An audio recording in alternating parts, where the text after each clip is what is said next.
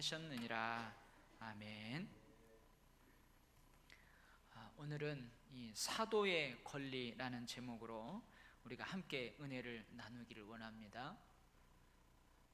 오늘 우리 옆 사람하고 한번 봐봐요. 누가 왔는가? 서로 인사하는데 이 인사를 꼭 해야 됩니다. 오늘은 시험 들지 말고 은혜 받읍시다. 예. 어떻게 보면은 사도의 권리인데 여러분들이 설교를 들으면서 이 저를 많이 생각할 거예요. 또 제가 이 설교하는 내용도 또 저하고 관련된 내용도 있습니다. 그러니까 여러분들이 오늘 설교를 들으면서 시험 들지 말고 가르침을 잘 받아야 됩니다. 그리고 다음 주까지 이 설교가 이어져요. 그러니까 다음 주에 빠지면 안 됩니다. 오늘도 듣고 다음 주도 꼭 들어야 돼요. 빠지면 안 돼요. 여러분, 원래 사도라 함은 초대교회에서 사도라 함은 좁은 의미에서 누구를 지칭하냐면 12제자를 사도라고 합니다. 예수님이 12명을 딱 부르시잖아요. 선택하잖아요. 그 12명을 사도라고 해요. 근데 사도행전을 읽다가 보면 이 12제자 외에도 다른 예수님의 제자들이 있었어요. 근데 그 제자 중에서도 이 사도들에 포함되는 사람들이 있었습니다. 사도 바울 외에도 예수님을 따랐던 12제자 외에 다른 제자들 중에서 사도의 반열에 들어가는 사람들이 있었어요. 그래서 사도행전 1장 21에서 26절에서 이 사도의 조건이 나옵니다. 왜냐하면 가롯 유다가 12제자 중에서 이제 죽었잖아요. 그래서 그 자리를 대신할 사람을 뽑게 돼요. 그때 이제 사도의 조건이 나오는데 거기에 보면은 이 사도라는 그 그룹에 들어가려면은 두 가지 조건이 있어야 돼요. 하나는 뭐냐면 예수님이 세례 요한으로부터 세례를 받잖아요. 그러면서 이제 공생애가 시작됩니다. 그래서 예수님이 세례 요한의 세례를 받은 때부터 죽으시고 부활해서 우리 가운데 올라가신 그날까지 예수님을 함께 따라다녔던 사람들, 이 조건이 갖춰져야 돼요. 그러니까 예수님의 공생의 기간에 예수님과 함께 했던 예수님의 제자 중에 사도가 될 수 있어요. 세례 요한의 세례부터 우리 가운데서 올려져 가신 날까지 주 예수께서 우리 가운데 출입하실 때에 항상 우리와 함께 다녔던 사람, 그러니까 예수님의 제자 공동체에 들어와야 돼요. 예수님의 공생애, 좀 어려운 말로 역사적 예수를 목격했어야 돼요. 그리고 예수님의 제자였어야 됩니다. 이런 사람이 그 사도라는 그룹에 들어갈 수 있어요. 이 한 가지 조건만 충족하면 안 되고 한 가지 조건을 더 충족해야 되는데 그게 뭐냐면 예수님께서 부활하셨다는 사실을 증언할 수 있는 사람이어야 돼요. 예수님께서 부활하셨다. 예수님은 죽었지만 살아나셨습니다. 그래서 지금 무덤에는 시신이 없습니다. 이것을 증언할 사람이어야 돼요. 그러면 여러분 무엇을 목격해야만 돼요? 예수님의 부활을 목격한 사람. 예수님이 부활한 다음에 12제자에게도 나타나고 게바에게도 나타나고 야고보에게도 나타나고 500의 형제에게도 나타나고 40일 동안 이 땅에 있으면서 많은 사람들에게 나타났어요. 그래서 그 부활한 증인을 자기가 증언할 수 있도록 그 부활의 증인이 되어야 됐어요. 부활하신 예수 그리스도의 나타나심을 보아서 그의 부활의 증인을 할 수 있어야 한다. 예수께서 부활하심을 증언할 사람이 되게 하여야 하리라. 이 두 가지를 다 충족시켜야 돼요. 이러한 기준으로 초대교회에서는 사도들의 그룹이 있었어요. 12제자 외에 이러한 두 가지 조건을 충족하는 사람들이 이 사도의 그룹에 들어올 수 있었단 말입니다. 근데 이 초대교회에 바울의 사도직에 대한 시비가 있었어요. 과연 바울도 사도냐? 바울도 사도냐? 게바처럼, 즉 베드로처럼 바울도 사도냐? 그래서 사도직과 사도의 권위에 대해서, 사도의 권리에 대해서 시비가 있었단 말이죠. 여러분 두 가지를 보세요. 아까 사도행전 1장에 나오는 사도가 되려면 이 두 가지를 충족해야 된다고 그랬죠. 근데 바울이 사도가 되려면 한 가지 걸리죠. 뭐가 걸려요? 네. 바울은 예수님의 공생애를 같이 했던 사람이 아니에요. 그리고 예수님의 제자도 아니었어요. 오히려 누구였어요? 예수를 핍박했잖아요. 예수 믿는 사람들 핍박했던 사람. 여기에 걸리는 거죠. 그리고 부활하신 주님을 40일 동안 계시는 동안 부활한 증인을 봤어요, 안 봤어요? 40일 동안 계실 때 이 부활한 증인, 부활체를 입은 그 주님을 여러 성도들과 함께, 여러 제자들과 함께 봤어요, 못 봤어요? 안 봤단 말이죠. 그러니까 이 바울의 사도직, 사도의 권한, 권리, 거기에 대한 시비가 있었어요.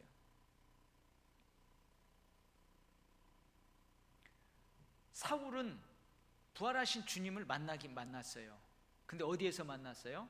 다메섹이라는 그 길거리에서 부활하신 그리스도를 친히 만났어요.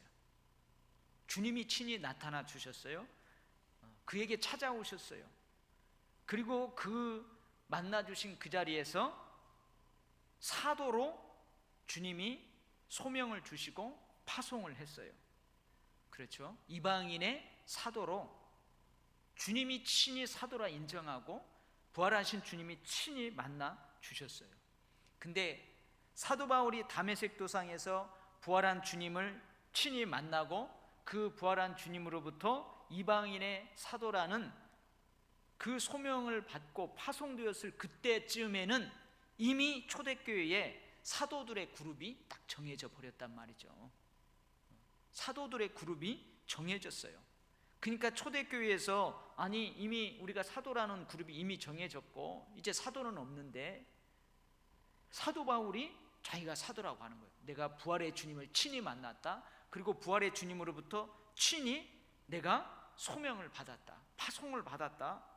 그러니까 여러분 어떻게 해요? 초대교회에서는 이 바울을 사도로 인정하는 것이 쉽지 않았다는 얘기예요.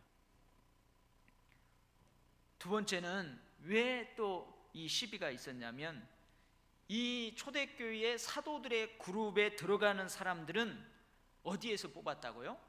예수님의 제자들 중에서 12 제자 위에 그래도 예수님과 함께 했던 제자들 중에서 뽑았단 말이죠. 그럴 가능성이 많아요. 근데 아까 이야기한 것처럼 사도 바울은 예수님의 제자가 아니었어요. 예수 믿는 자들을 핍박했던 사람이에요. 그러니 초대교회에서는 사도라고 인정하기가 어려웠을 것입니다. 그리고 여러분 사도행전에서 그 모습이 보이지만 예루살렘에 있는 사도들이 주축이 되는 이 예루살렘의 사도들과 이방인의 사도로 부름받은 바울이 선포하는 복음이 내용과 형식면에 있어서 약간의 차이가 있어요. 약간의 차이가 있습니다. 사도행전을 쭉 읽어보면 그래요. 그래서 예루살렘 공의회가 소집되기도 하고 그래요. 그렇기 때문에 이 바울이 사도냐, 확실히 사도냐, 그에게 사도의 권한이 있느냐, 권리가 있느냐, 이러한 시비가 있었단 말입니다. 그래서 이제 여러분들이 이 서신서를 읽다가 보면 많은 서신서에서 바울이 나는 확실히 사도다, 그리고 나에게는 사도의 권리가 있다, 사도권을 변명하는 내용, 변론하는 내용들이 나옵니다. 그 오늘 또 1절 말씀에 나오죠. 내가 자유인이 아니냐, 이건 강한 부정입니다. 헬라어에서 강한 부정은, 강한 부정의 의문문은 긍정적인 대답을 예상하고 하는 거예요. 내가 자유인이 아니냐, 고린도 교인들한테 나 바울은 자유인이 아니냐, 그 말은 뭐예요? 맞습니다. 바울은 자유인입니다. 그렇게 대답을 나오게 돼 있는 거죠. 그것을 예상하고 이렇게 어법이죠. 이게 내가 사도가 아니냐, 그 말은 뭐예요? 사도라는 거예요. 내가 우리 주 예수를 보지 아니하였느냐? 봤다는 거예요. 여러분, 제 이름이 황룡이 아닙니까? 그러면 뭔 말이에요? 제 이름이 황룡이 확실하다는 얘기죠. 너희는 주 안에서 내가 한 일의 열매가 아니냐? 그러죠. 너희 고린도 교회 너희가 복음 전도의 열매가 확실하다, 그 말이에요. 그러니까 1절에서 내가 사도고 사도로서 권리가 있다, 확실히 선포하고 이제 시작을 하는 거예요. 그래서 바울의 사도의 조건이 뭐냐, 자기가 왜 사도냐 할 때 세 가지를 이야기합니다. 세 가지를 얘기해요. 바울은 첫 번째는 뭐냐면, 그래, 나는 부활의 주님을 목격했다. 예수님께서 부활하신 다음에 40일 동안 500의 형제들, 12 제자들, 베드로, 야고보, 그런 사람들에게 나타날 때, 그때는 내가 못 봤더라도 나는 확실하게 부활하신 주님을 만났다. 부활하신 예수 그리스도를 친히 만났다. 베드로 및 12 제자에게, 500의 형제에게, 야고보에게, 모든 사도에게 부활하신 주님이 나타나셨는데, 맨 나중에 만삭되지 못하여 난 자 같은 내게도 보이셨느니라, 봤다는 거예요. 그래서 사도행전에 보면은 바울이 예수님을 다메섹 도상에서 만났던 체험을 세 번이나 이야기합니다. 간증을 합니다. 세 번이나 간증을 해요. 자기는 부활의 주님 목격했다는 거예요. 만났다는 거예요. 두 번째는 그 부활의 주님이 복음을 선포하도록 나를 위임했고 보냈다는 거예요. 직접 사명을 받았다는 거예요. 그래서 사도 바울은 이렇게 합니다. 하나님께서 내 어머니의 태로부터 나를 택정하시고 그의 은혜로 나를 부르시니가 그의 아들을 이방에 전하기 위하여 그를 내 속에 나타내시기를 기뻐하셨다. 그래서 직접 예수 그리스도로부터 사명을 받았다. 그 다음에 세 번째인데요, 세 번째는 뭐냐면, 그래서 부활하신 주님으로부터 내가 직접 사명을 받아 복음을 선포하는 사역에 의해서 그 복음을 믿고 구원을 얻게 된 고린도 교회, 너희가 바로 내가 사도라는 열매다, 그렇게 이야기하는 거예요. 고린도 교회는 하나님께서 바울의 사도로서의 복음 선포를 통하여서 믿음 공동체, 신앙 공동체로 불러 모은 자들이다, 이거죠. 고린도 교회는 바울의 사도직의 결실이라는 거예요. 그러므로 여러분, 다른 사람은 사도 바울의 사도권을 의심하고 인정하지 않을지라도 고린도 교인들, 너희들은 눈에 보지 않느냐, 너희들은 인정하지 않을 수 없다는 거예요. 이게 사도로서의 드러나는 열매가 바로 고린도 교회 너희들이라는 거예요. 이 세 가지를 들어서 자기가 사도라는 것을 확실하게 합니다. 근데 이 바울의 사도직에 대해서 부정적인 사람들이 고린도 교회에 있었기 때문에 이러한 편지를 쓰는 거예요. 그래서 그 몇 절인가요? 9장 저기 몇 절인가 제가 여기다 표시를 하는데, 나를 비판하는 자들을 나오죠. 3절 말씀에 나를 비판하는 자들에게 변명할 것이 이것이니, 그러니까 고린도 교회에 사도 바울의 사도권, 사도직을 부정적으로 바라보는 사람들이 있었다는 거예요. 그리고 그 사람들이 뭐예요? 야, 저 바울은 사도가 아니야. 저 바울은 사도가 아니야. 그러면서 그 고린도 교회를 어수선하게 하는 사람들이 있었다는 거예요. 근데 누군가는 정확하게 밝히지 않고 있습니다. 근데 많은 이 성경을 연구하는 성경학자들이 아마 그 고린도에 파가 있었잖아요. 개바파가 있었죠. 개바파, 베드로파. 그래서 아마 개바파의 사람들이 바울의 사도권을 의심하지 않았을까 예상을 합니다. 또는 이제 고린도 전서를 쭉 읽다가 보면 뒤에 보면은 은사주의자들이 나와요. 은사. 고린도 교회는 은사가 아주 풍부했던 교회예요. 은사주의자들이 나와요. 근데 특히 이 은사 중에서 뭐가 교회를 어지럽게 하냐면 방언이라는, 방언파가 있었어요. 은사주의자들 중에서도 방언파가 있었어요. 그래서 이 은사주의자들이, 열광적인 은사주의자들이 자기들은 막 은사를 받고 뭔가 성령으로 충만하고 아주 신령한 사람으로, 그래서 자기들의 영성과 이 바울의 영성을 좀 비교해 볼 때 바울은 영적으로 좀 부족하다는 거예요. 그래서 바울의 사도직과 권위를 부인했을 것이다, 이렇게 이제 학자들이 봅니다. 근데 누군가는 몰라요. 확실히 몰라요. 그잖아요. 지금은 이제 한국 교회도 좀 성숙해서 그런 사람 없었어요. 근데 저 어렸을 때 신앙생활 할 때마다 여러분 교회에 그 은사주의자들이 있었어요. 그죠? 은사주의자들이 있었어요. 그래서 철야 기도파, 기도원파, 방언파, 신위의 은사파 있었어요, 없었어요? 그런 사람 꼭 한두 사람 있었어요. 근데 그 사람들이 하나님이 주신 그 은사를 교회의 질서와 교회의 덕을 위해서 잘 사용하는 사람도 있었지만, 그러지 않고 교회를 어지럽히는 사람들, 특히 목회자들을 힘들게 하는 그런 사람들이 있었어요. 가만히 보니까 목사님은 금요 철야나 새벽기도, 통성기도 할 때 방언을 못 하거든요. 그러니까 그때는 이 오순절, 또 이거 저 녹음되는데, 아무튼 그쪽에 영향이 있어가지고 이 방언을 받지 않으냐 하면은 구원 못 받았다는 둥, 방언을 못 받으면은 성령의 은사가 없다는 둥, 성령 세례를 안 받았다는 둥, 그런 가르침들이 있었어요. 그러니까 목사님이 목사님인데 방언도 하나 제대로 못 하는 거예요. 그러니까 우리 목사님은 신령한 목사가 아니다 이거죠. 그래가지고 뭐예요? 안수기도 자기들이 하고 다니는 거죠. 우리 목사님은 신유의 은사도 없고 방언의 은사도 없고 영적인 은사 없어. 그러니까 나한테 와서 기도받아야 돼. 그래가지고 자기가 안수하고 자기가 뭐 하고 그러다 이상하게 되고 이러면, 지금은 이제 많이 없어졌죠. 초기에 한참 우리도 그 열광적인 그 은사주의자들이 교회에 횡행하던 때가 있었어요.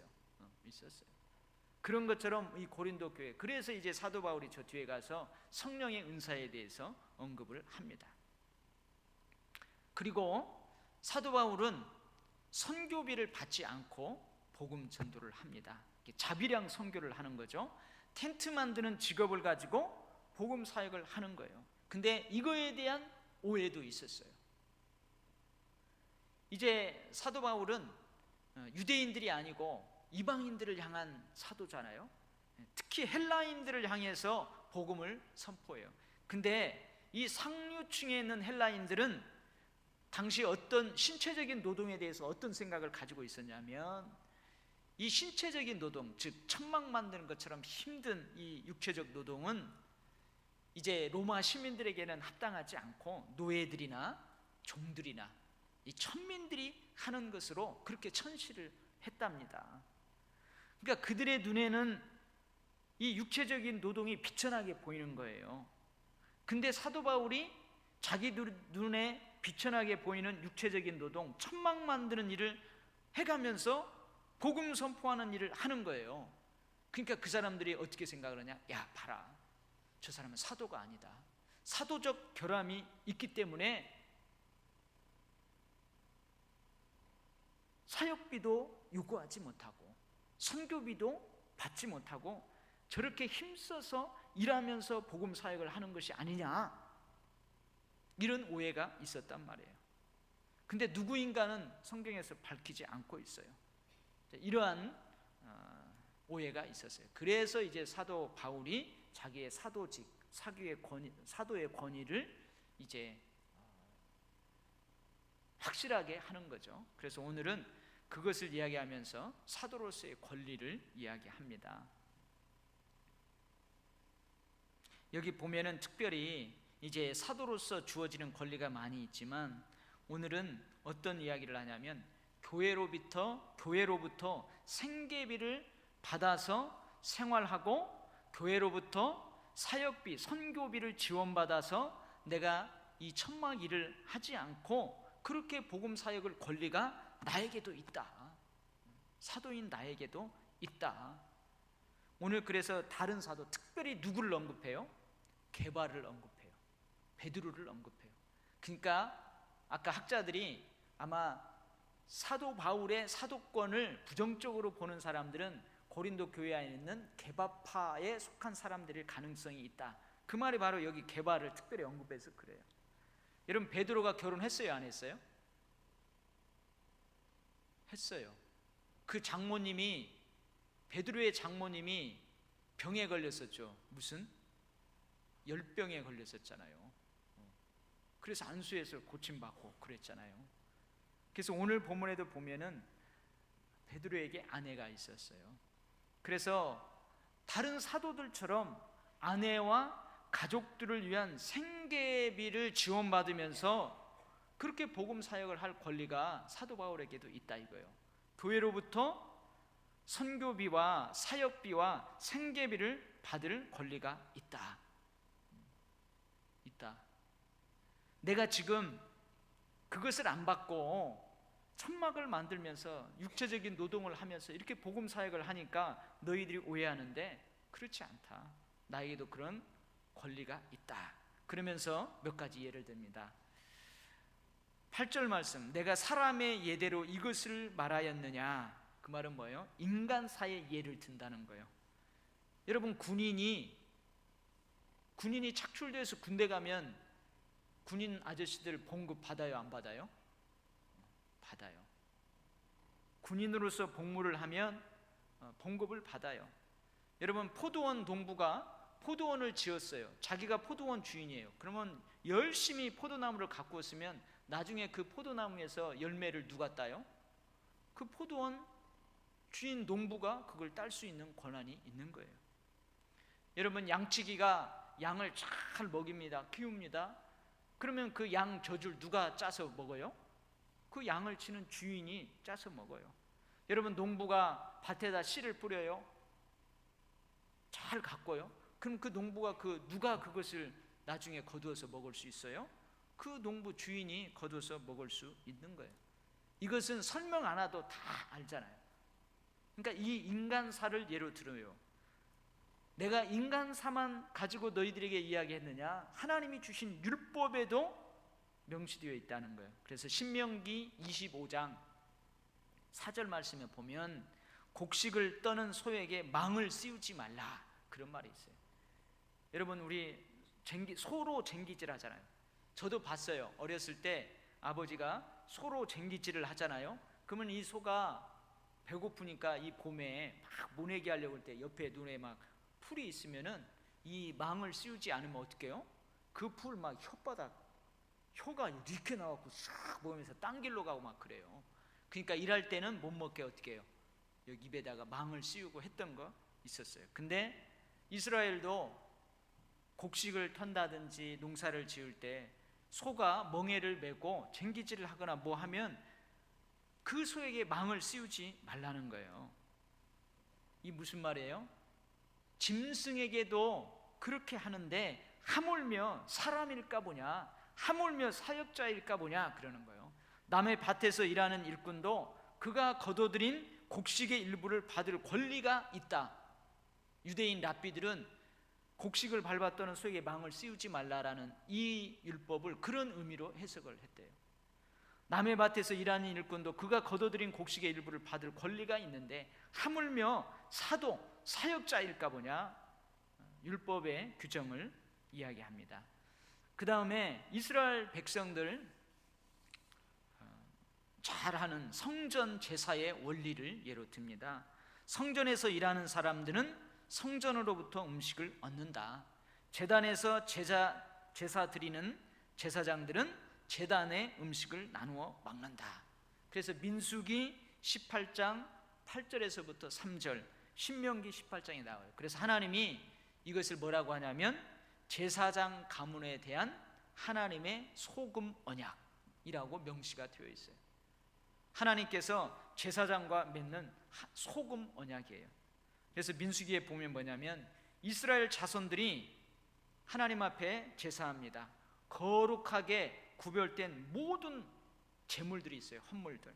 어떤 것은 거제물로 드리고 유제로 드리고 지성물로 드리고 번제로 소제로 여러 모양을 드려요. 그 중에서 불사르지 아니한 것은 제사장 몫이다. 내가 그것을 너와 내 자녀에게 영구한 몫의 음식으로 주었은즉 내 집에 정결한 자마다 먹을지니라. 그래서 그 제단에서 일하는 제사장들, 레위인들은 그 제단에 드려지는 제물, 그것을 가지고 먹고 살았어요. 다른 기업이 없었어요. 그들이 바치는 양떼들, 그 양떼들을 흔들어서 하나님 앞에 드리고 그것을 키울 수 있도록 여러분 그 뜰을 줘요. 뜰을 줘요. 기업이 없어요. 그 다음에 첫 소산물 흔들어서 하나님 앞에 향기로 두고 그건 제사장들의 몫이에요. 사람들도 첫 생명이 태어나면 그 생명을 성전 세겔로 바꿔가지고 성전에 드려야 돼요. 그럼 그 제사장들의 몫이었어요. 여러분, 저희들도 목사님들이 가끔 장례, 결혼, 돌, 개업, 회갑, 뭐 여러 가지 신방 그렇게 하면은 어떤 분들은 목사님 고맙다고 도섭이나 사례비로 주는 경우가 있죠. 그러는 경우가 있어요. 근데 이거에 대해서도 내가 다음 시간에 또 같이 나누도록 그렇게 하겠어요. 그 다음에 사도 바울이 뭘 예로 드냐면은 예수님의 명령이다 그래요. 주께서도 복음 전하는 자들이 복음으로 말미암아 살리라 명하셨다 그렇게 되어 있습니다. 그래서 누가복음 10장 7절에 보면은 복음 전하는 자들에게 뭐라고 하냐면 그 집에 유하며 주는 것을 먹고 마시라. 일꾼이 그 싹을 받는 것이 마땅하니라. 이 집에서 저 집으로 옮기지 말라. 만일 평안을 받을 사람이 거기 있으면 너희의 평안이 그에게 머물 것이다. 마태복음 10장 10절 말씀도 여행을 위하여 배낭이나 두버릇이나 신이나 지팡이를 가리지 말라. 이는 일꾼이 자기 먹을 것을 받는 것이 마땅하니라. 그 집에 들어가면 평안하기를 빌라. 그 집이 이에 합당하면 너희 빈 평안이 거기 임할 것이다. 무슨 말이에요?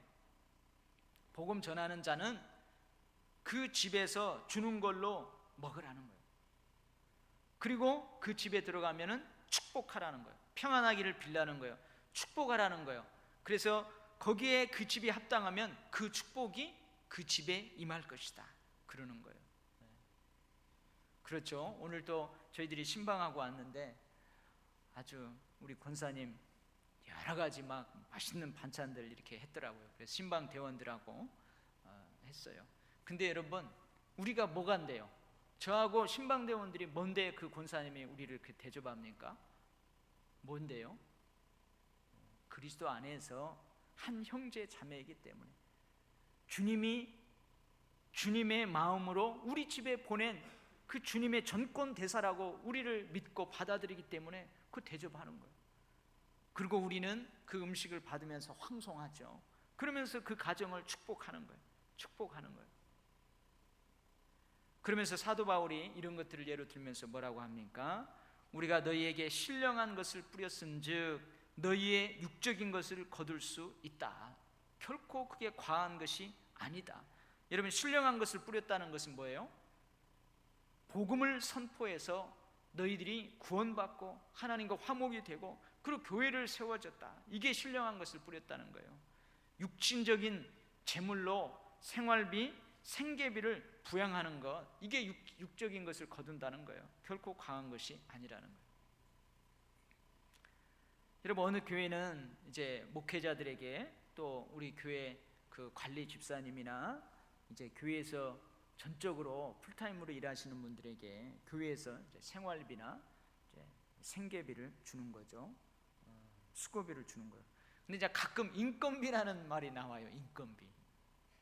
근데 목회자 입장에서는 그 인건비 맞죠. 인건비가 뭐예요? 그 사람이 일했다는 거예요. 사람 인건비죠. 근데 그게 조금 귀에 거슬리는 때가 있어요. 이왕이면 인건비라고 하지 말고 그냥 생활비, 생계비, 사례비, 원래 사례비라고 하죠. 원래 사례비라고 하는 거예요. 그래서 이제 우리가 세금도 안 내고 하는 이유가 뭐냐면 이 복음 사역에 대한 사례로 받는 거다 이거죠. 근데 이제 요즘은 좀 사례비 차원을 넘어서 이제 목회자들도 월급이다 해가지고 이제 세금을 부과하려는 움직임이 있어요. 근데 거기에 대해서 긍정적인 차원도 있지만 부정적인 여러 가지 차원이 있어서 아직도 결정이 안 된 것 같아요. 네, 어쨌든 그래요. 그래서 이제 사도 바울이 쭉 그러면서 사도로서의 권리가 이런 것이 나에게 있다. 그러면서 한편으로는 고린도 교회를 꾸짖기도 합니다. 뭐라고 하냐면 고린도 교회를 세우지 않았지만 복음을 전하는 다른 사도들이 와서 고린도 교회에 와서 재정적인 지원을 요구하는 사람들이 있었어요. 근데 그런 사람들은 그 권리를 인정하면서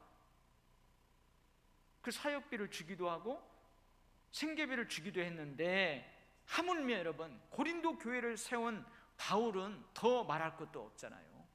근데 고린도 교회에서 자기들이 사도 바울이 사도라는 열매이고 증거이면서도 왜 인정하지 않으려고 하고 그러느냐, 사도 바울이 그렇게 이야기를 합니다.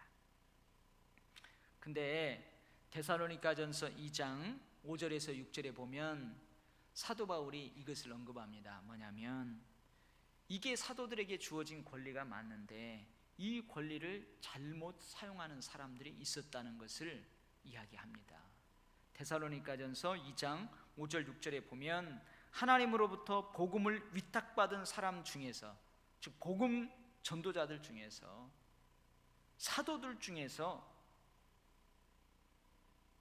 이 권리를 잘못 사용하는 사람들이 있다는 거예요. 거기에 보면 뭐라고 되어 있냐면 재정적인 이익을 추구하기 위해서 아첨이나 속임수, 탐심의 탈을 쓰는 사람들이 있었어요.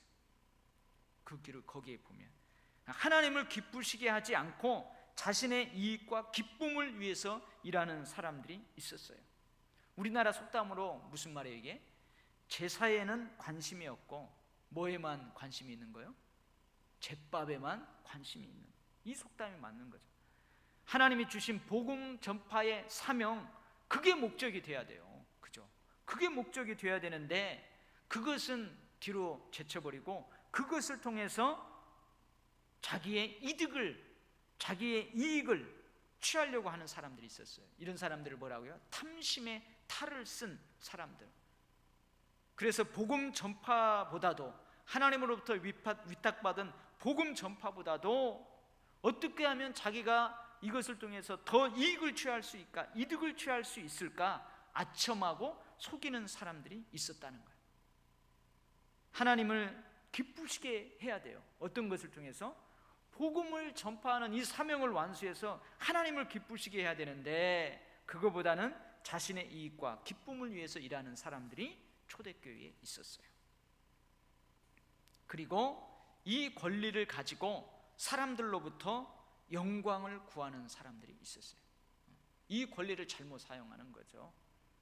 하나님이 받으셔야 될 영광 자기들이 다 취해버리는 그런 사람들이 있었어요. 초대교회에서도 그런 사람들이 있었습니다. 여러분 오늘 원리만을 이야기했습니다. 여러 가지 더 덧붙일 이야기들이 많이 있지만 혹 여러분 제가 그랬죠. 자기 자식을 자기가 매를 들 때에는 괜찮아요. 근데 자기 자식이 혹 잘못했다고 해도 이웃집 사람이 자기 자식 잘못했다고 막 혼내는 거 보면 기분 나빠요. 기분 나빠. 그러면서 여러분 만약에 여러분들을 잘못했어요. 그러면 제가 여기에서 막 뭐라고 하면서 그렇게 신앙생활을 하면 안 됩니다. 고쳐야 됩니다. 이렇게 하면은 괜찮아요. 근데 만약에 다른 사람, 다른 어느 목사님이 와가지고 막 못한다고 하고 그러면요 제가 되게 기분이 나쁜 거예요. 되게 기분이, 아니 잘못해도 내 자식 잘못하는데 내가 잘 가르칠 건데 왜 저렇게 호되게 남을 하나, 기분이 나쁜 거예요. 그래서 어떤 때는요 여러분들을 가르칠 때에 낯뜨거운 것도 있어요. 왜냐하면은 저하고 관련된 것이, 목회자하고 관련된 것이 성경에 나와 있을 때 그런 것들을 하나 가르칠 때에 낯뜨거운 때도 있어요. 사도 바울도 이렇게 이야기하고, 이제 다음 시간에 함께 하겠지만 뭐라고 하냐면 15절 한번 읽어요. 15절 같이 한번 읽어요. 시작. 그러나 내가 이것을 하나도 쓰지 아니하였고 또 이 말을 쓰는 것은 내게 이같이 하여 달라는 것이 아니라 내가 차라리 죽을지언정 누구든지 내 자랑하는 것을 헛된 대로 돌리지 못하게 하리라. 이게 사도 바울도 자기 사도직, 사도의 권리를 변호하면서 이런 이야기를 쭉 해요. 이것을 잘못 오해해서 저렇게 반드시 해달라고 하는 거구나, 이렇게 성도들이 오해하면 부끄럽다는 거예요. 부끄럽다는 거예요. 그래서 어느 때는 제가요, 구역장님들이나 항존 직분자들 이렇게 가르치고 교육할 때에 확실하게 이야기하는 때도 있어요. 이러이러한 것은 목회자에 대해서 이러이러해 해야 됩니다. 그렇게 가르칠 때가 있어요. 여러분들 이런 때면 안 돼요. 이 설교를 듣고 목사님 저렇게 하라고 하는구나, 그렇게 하라는 거예요. 성경에 그렇게 되어 있으니까. 근데 이제 이것을 오해해가지고 또 오해하면 안 된다는 거예요. 그래서 오늘은 시험 들지 말라는 거예요. 시험 들지 말고 은혜를 받으라는 거죠. 이제 다음 시간에 또 나와야 됩니다. 근데 다음 시간에는 이제 뭘 이야기하려고 하냐면 사도 바울에게 이런 권리가 있어요. 근데 사도 바울은 그 권리를 쓰지 않았다고 고백을 하는 것입니다. 고백을 하는 거예요. 그래서 이 부분에 대해서 우리가 다음 주에 같이 또 나눠요. 왜 사도 바울이 그런 권리가 있는데도 쓰지 않는가? 그러면 사도 바울처럼 모든 사도들이 그 권리를 쓰지 않고 그래야 해야 되는가? 그리고 사도 바울이 왜 그 권리를 쓰지 않는 이유가 무엇인가? 그 권리를 쓰지 않을 때에 만약에 복음에 장애물이 된다면 어떻게 할까? 만약에 그 권리를 썼을 때에 복음의 장애물이 된다면 어떻게 해야 될까? 우리가 그런 것들을 우리가 다음 시간에 함께 나누도록 하겠습니다. 그러니까 사도 바울은요, 이 서신서를 쭉 읽다가 보면은 흑백 논리로 성도들을 가르치지 않아요. 이분법적으로 성도들을 가르치지 않아요. 이것이 반드시 이래야 된다, 그렇게 가르치지 않아요. 확실하게 선언을 하고 확실하게 선포하지만 어떤 신학적인 내용을 가르치면서 이런 때는 또 이렇게 하라고 그래요. 율법적으로 가르치지 않아요. 여러분, 우리가 지난주에도 살펴보았지만 그렇게 율법적으로 가르치지 않아요. 여러분, 사도 바울 쭉 읽다가 가르치는 거 읽다가 보면 여러분, 그 디도는 할례를 절대 안 시켜요. 디모데는 할례를 시켜요. 왜 그럴까요? 이것도 사도 바울이 딱 율법적으로 흑백 논리로 그렇게 가르치지 않는다는 거예요. 자, 우리가 쭉 하면서 공부를 하도록 하겠습니다. 그래서 다음 시간에 빠지면 안 됩니다. 저런 권리가 있는데 왜 사도 바울이 또 저런 권리를 사용하지 않을까? 또 저런 권리를 사용하면 어떻게 되는 걸까? 안 사용하면 어떻게 되는가? 그 이유는 뭘까? 이런 것들을 또 은혜로 함께 나누도록 하겠습니다. 기도하겠습니다. 하나님 아버지, 사도 바울이 사도임에도 불구하고 초대교회 때에 이 사도직에 대해서, 사도권에 대해서 많은 시비가 있었습니다. 그래서 사도 바울이 가서 교회를 세웠고, 그리고 거기에 지도자를 세워놓고 또 다른 곳에 가서 복음 사역을 하고 그 교회를 세우고 또 다른 곳을 향하여 가고, 그러할 때에 이 사도직과 사도권에 대해서 부정적인 생각을 가졌던 사람들이 그 교회에 들어와서 교회를 어지럽게 하거나 사도 바울이 전한 그 복음까지도 어지럽게 만드는 그러한 일들이 초대교회에 있었습니다. 하나님, 우리가 이 사도 바울의 가르침을 통해서 원리를 잘 터득하게 하시고, 그래서 지금 21세기에 살아가는 우리 성도들이, 우리 목회자들이, 우리 교회가 어떻게 해야 될지 그 원리들을 은혜로, 사랑으로, 법으로 잘 받을 수 있게 하여 주시옵소서. 하나님, 오늘도 온종일 주께서 맡겨주신 삶의 터전에서 열심히 일하다가 주의 전에 나왔습니다. 피곤하지만 주의 말씀 받고 예배드리고 돌아갑니다. 하나님 아버지, 오늘 밤에도 깊은 잠 숙면 취하게 하시고 피곤이 풀려지게 하여 주시옵소서. 환절기입니다. 하나님, 아픈 사람 없게 하시고 아픈 사람도 1분 기도 운동을 통해서 낫게 하여 주시고 건강을 되찾게 하여 주시옵소서. 하나님, 3월 4월 우리가 기도하며 하고자 하는 일들이 있습니다. 주님, 아름답게 이루어 주시옵소서. 예수님 이름으로 기도하옵나이다. 아멘.